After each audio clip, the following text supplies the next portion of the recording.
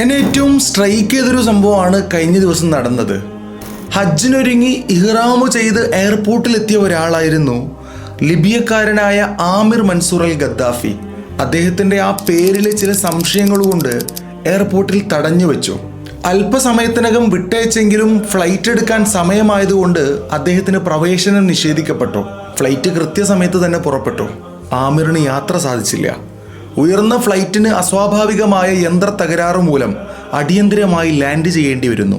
ഇതറിഞ്ഞ അദ്ദേഹം എയർപോർട്ട് ഉദ്യോഗസ്ഥരോട് ഫ്ലൈറ്റിലേക്കുള്ള പ്രവേശനത്തിന് വേണ്ടി വീണ്ടും അപേക്ഷിച്ചപ്പോൾ അവർ പൈലറ്റുമായി ബന്ധപ്പെട്ടെങ്കിലും അവിടുന്ന് പ്രവേശനാനുമതി ലഭിച്ചില്ല.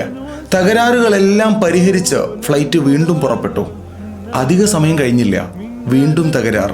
ഒരിക്കൽ കൂടി അടിയന്തര ലാൻഡിംഗ്. ഒരിക്കൽ കൂടെ തകരാറുകൾ പരിഹരിച്ച് പുറപ്പെടാനിരിക്കുമ്പോൾ പൈലറ്റ് കോക്പിറ്റിൽ നിന്നും എയർപോർട്ടിലേക്ക് ഒരു മെസ്സേജ് ഇട്ടു.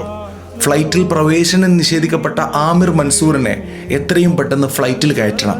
അദ്ദേഹത്തെ കൂട്ടി ഇനി യാത്ര പുറപ്പെട്ടാൽ മതി. അൽഹംദുലില്ലാ, അള്ളാഹുവിൻ്റെ വിളിക്കുത്തരം ചെയ്യപ്പെട്ടവരെ തടഞ്ഞു വെക്കാൻ ആർക്കുമാവില്ലല്ലോ.